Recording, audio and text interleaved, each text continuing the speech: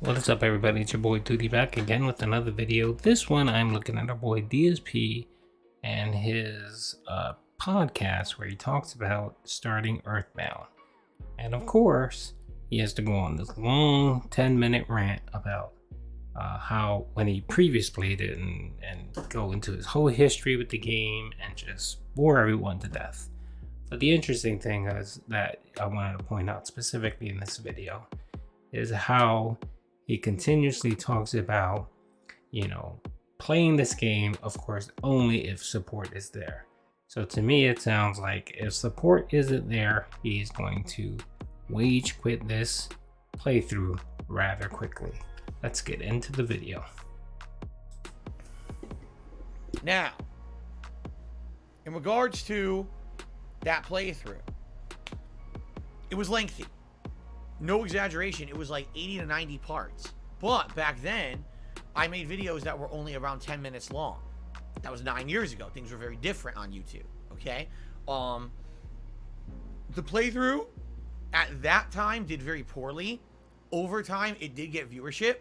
But by the standards of a playthrough I would have done 9 years ago, it did very poorly.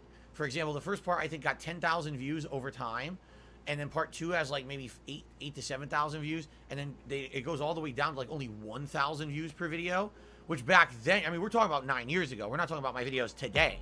We're talking about 9 years ago when everything I did, people watched like crazy. You know, YouTube still had DSP gaming at the top of recommended results for gaming channels back then. So for me to do playthroughs like that and to not take off was a rarity. Now you might say, why didn't EarthBound take off for me? Okay. I would argue there's two major reasons. The first reason is because basically I was known as the guy on YouTube who played every major new release, good or bad, rushed to get a full playthrough out of it on the internet, whether it was, had side content or skipped all the side content. I was supposed to be the guy to get that playthrough out on the internet as quickly as possible. Okay, so if you wanted to know how is that hot new game, or is it really good or is it shit, or maybe about there's a new game coming out that people are on the fence about, is it good or is it shit, you would go to DSP Gaming and watch my playthrough within the first few days of the game coming out, and you get your answer. Keep in mind back then, absolutely no content creators got advanced copies of games for promotional purposes. The only people who got early copies were journalists. So there were no streamers, no YouTubers who were playing the games weeks early and putting out footage and content and things super early. Everyone had to rush to buy the game at launch, and it was a competition to see who could get their playthrough out first. And I was very much a part of that competition. All right, that was my shtick on YouTube back in the day. That's how I got prominent and popular. All right. So me playing EarthBound, I'm playing a game from the 1990s that most people know about, that a lot of people have already played. You see, it was a very different style of what I was used to doing. Do not lick my seltzer water. He's trying to lick my seltzer water bottle. Do not do that. Yes, we all know his name's Jen. Can you control yourself? So yeah, it was a different kind of playthrough, and it wasn't something that I was used to doing. In fact, if you go back at that time frame around 2013, I had done very little retro stuff. Most of the stuff that I was playing was ending up being new releases. So because of that, when I played a retro game like this, like real retro, I'm not talking, PS2 era. I'm talking, SNES era when I was growing up. Those games were not ever really doing well. For me, those playthroughs were more like passion projects rather than anything I was really getting any attention on. All right? Now, here's the other thing you got to factor in. Back then, I was a pure YouTuber, meaning no live streams, no crowdfunding. It was just you watch my videos on YouTube, the ads play, I make money. That was how I made a living. So if people didn't watch me playing any particular game and it got low viewership, that was basically I wasn't making any money on it. And I got frustrated at the time because I remember that the classic games I was playing that summer were getting very record low views for me.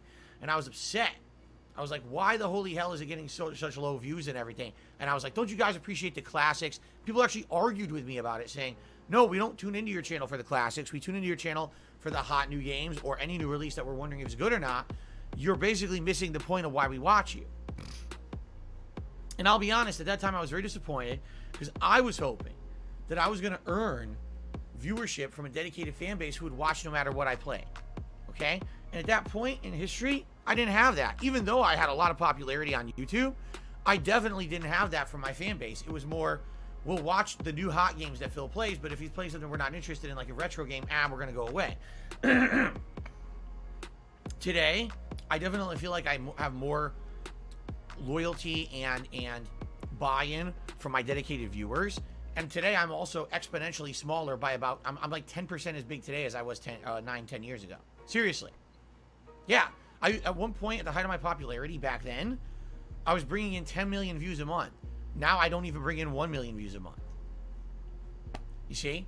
So it's funny because now I have more flexibility to play whatever I want because people will support it via crowdfunding on my streams. But now I don't have the attention on me anymore. It's funny how that works, huh?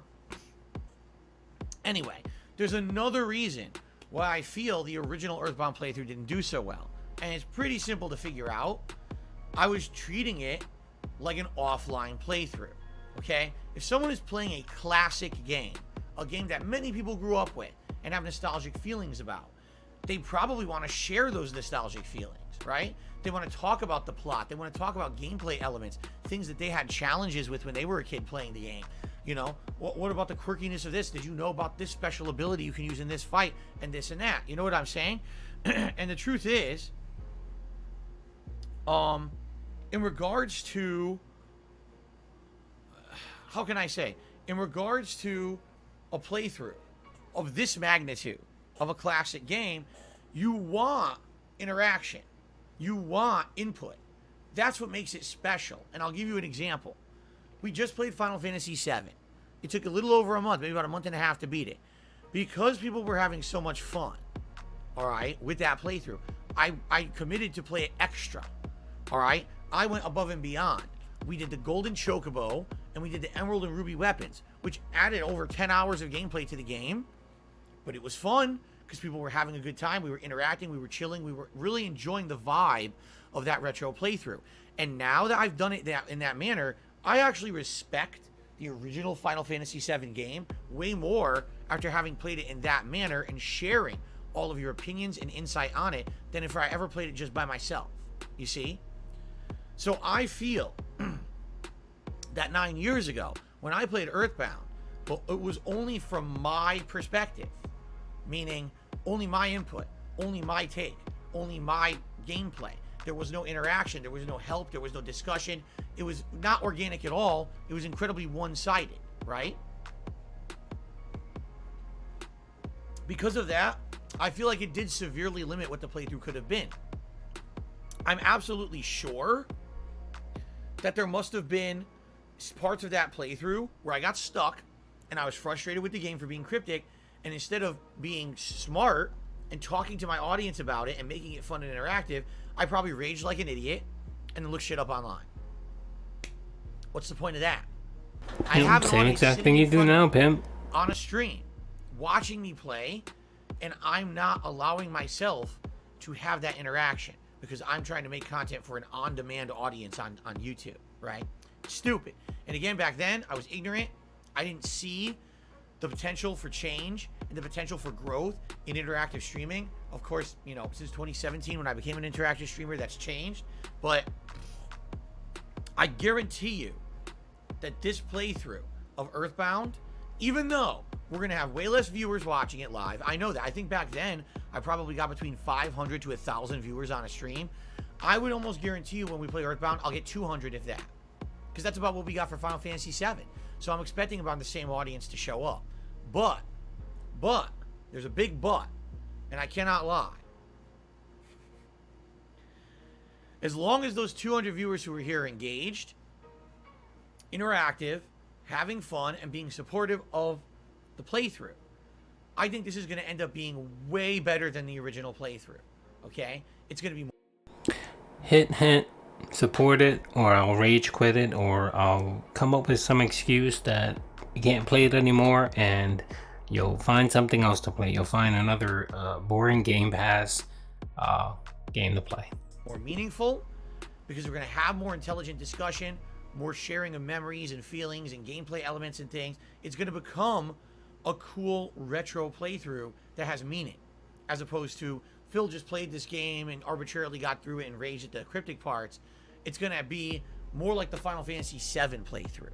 All right. And in fact, at the very beginning of this summer time, where there's been so much downtime and no major new releases, I originally announced that there was 3 RPGs I was interested in playing: Final Fantasy VII, EarthBound, and Chrono Trigger. Ever since I started with Final Fantasy VII, people were asking me when I was going to play EarthBound.